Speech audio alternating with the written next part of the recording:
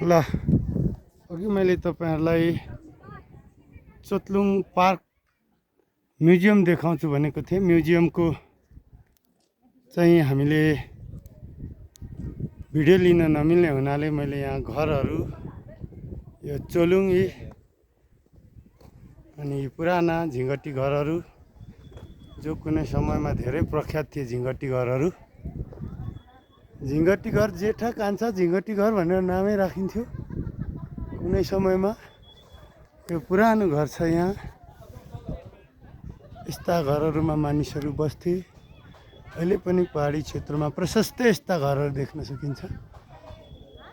धेरै मानिसहरू यहाँ घुम्न आउनु भएको छ।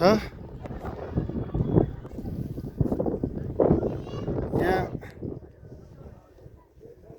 काठे मुढाहरू छन्। यहाँ काठे कुर्सीहरू, काठबाट बनेको भाइरल मुढाहरू यहाँ राखिदिनु भएको रहेछ। चोतलुङ पार्क भनेर भिडियोहरूमा तपाईँले पटक पटक देखिरहनु भएको थियो होला। मैले पनि यो भिडियोमै देखेर यहाँसम्म आउने दुःख गरेँ, कोसिस गरेँ। जुन चोलुङ पार्क भनेर भनिन्छ, यो सबैभन्दा चो भनेको चाहिँ शिर माथि अग्लो ठाउँ भन्ने चाहिँ बुझिन्छ लिम्बू याकथुङ चुङलुम भाषामा। भने त्यही ढुङ्गाहरू यहाँ छन्। विभिन्न समयमा प्रयोग भएका ढुङ्गाहरू पनि भनिएको छ। यहाँ मैले भिडियो बनाउने क्रममा केही गुनासाहरू अथवा यहाँ सुधार गर्नुपर्ने कुराहरू पनि देखेँ। यो पार्कको बारेमा बताइदिनु हुने प्रष्ट ज्ञाता किराँत या लिम्बू भाषाका भाषा विज्ञहरू पनि हुनुभएको भए अझै राम्रो हुन्थ्यो। हुन त यहाँ लिम्बू भाषा र नेपाली भाषा दुईटैमा त्यहाँ भएका म्युजियममा भएका सामानहरूको नाम लेखिएको रहेछ। मैले भित्रको दृश्य देखाउन सकिनँ किनभने हामीलाई म्युजियमभित्रका वस्तुहरूको चाहिँ फोटो लिन, भिडियो गर्न अनुमति रहेनछ। यसलाई चाहिँ चोलुङ भनेर भन्ने गरिन्छ र यो विशेष गरेर दुबो ढुङ्गो छोएर कसम खाने र यसरी नै यो चुम्लुङको चुम्लुङ भनेको सभा हो। यो चुम्लुङको वरिपरि बसेर, यो लुङको वरिपरि बसेर चाहिँ छलफल गर्ने, मुद्दा मामिलाहरू मिलाउने र दुबो ढुङ्गोलाई कसम खाएर, दुबो ढुङ्गोलाई साँची राखेर विभिन्न खालका मुद्दा मामिलाहरू मिलाउने प्रचलन प्राचीन कालमा किराँत समुदायमा, लिम्बू समुदायहरूमा थियो भनिन्छ। त्यसको नमुना स्वरूप यो एउटा पार्क अथवा यो एउटा क्षेत्र यहाँ वरिपरि बनाइएको छ।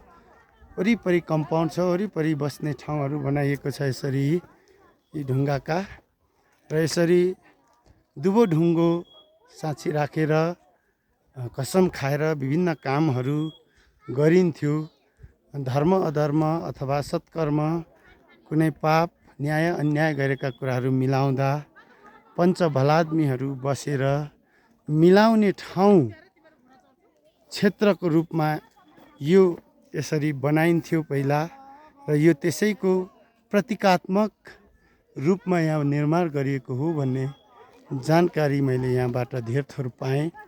र यो पार्क निर्माणमा जो जति पनि सम्बन्धित निकायहरू, सम्बन्धित विशेष गरेर किराँत लिम्बू समुदायहरूले यो बनाउनु भयो, मलाई विशेष लाग्यो। यो विशेष धेरै महत्त्वपूर्ण काम लाग्यो।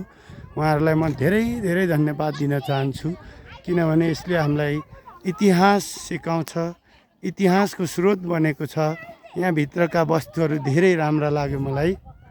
र यहाँ धेरै मानिसहरू पनि अहिले आउनु हुँदो रहेछ। पक्कै पनि यसले किराँत समुदायको बारेमा, लिम्बू समुदायको बारेमा लगायत याकथुङ समुदायहरूको बारेमा यसले धेरै जानकारी दिन्छ भन्नेमा म पूर्ण विश्वस्त छु र मैले हेरिसक्दा मलाई त्यही विश्वास मलाई प्राप्त भयो। भित्र लिम्बू समुदायले प्रयोग गरेका धेरै आजभन्दा धेरै वर्ष अगाडिका प्राचीन अथवा पुरातात्विक वस्तुहरू पनि देखियो। त्यस्तै गरेर प्रविधिहरू, पुरातन प्रविधिहरू, परम्परागत प्रविधिहरू अथवा ट्रेडिसनल टेक्नोलोजी पनि यहाँ प्रशस्तै रहेछ र तिनीहरूको कतिपय एउटा दुईवटा ठाउँमा चाहिँ मैले नाम देखिनँ। त्यो नामहरू पनि सबैमा राखिदिनु भएको भए हुन्थ्यो। जस्तै त्यहाँ एउटा चराको प्वाँखहरू थियो, एउटा चरा थियो, त्यहाँनिर चाहिँ त्यसको नाम मैले भेटिनँ र तिनीहरू के हो भन्ने बारेमा पनि बताइदिने पनि एक दुईजना एउटा गाइड जस्तो राखिदिनु भएको भए अझै राम्रो हुन्थ्यो भन्दै यो मेरो सानो सन्देशमूलक भिडियोलाई यहीँ अन्त्य गर्दछु र सम्पूर्ण यो भिडियो हेर्ने व्यक्तिहरूलाई एकपटक चोतलुङ पार्क आउनुहोस्, जानुहोस्, घुम्नुहोस्, तपाईँहरूलाई निकै ज्ञान दिन्छ भन्दै म यो भिडियो यहीँ अन्त्य गर्दछु। हस्, धन्यवाद। भिडियो कस्तो लाग्यो मेरो आफ्नै थोत्रो मोबाइलबाट जानी नजानी जस्ताको तस्तै एडिट नगरिकन मैले सेयर गरेको छु। यसलाई लाइक, कमेन्ट, सेयर गर्न मन लाग्यो भने गरिदिनु होला। म चोलुङ पार्कबाट उतापट्टि धनकुटापट्टिको पाटो, यतापट्टि तेह्रथुमपट्टिको पाटो, आकाश देखाइरहेको छु। हस्, आजलाई यति नै। धन्यवाद।